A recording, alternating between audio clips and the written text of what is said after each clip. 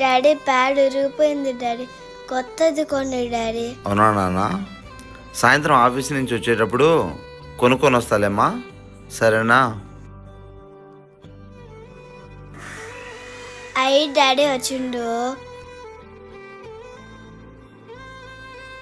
Daddy pad అది తీసుకురాలా నాన్న, ఇప్పుడే కదా ఆఫీస్ నుంచి వచ్చింది.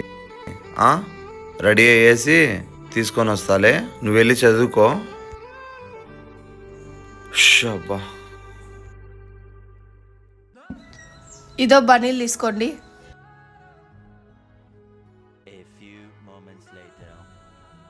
డాడీ రెడీ అయినావు కదా, ప్యాడ్ కొనిస్తూ.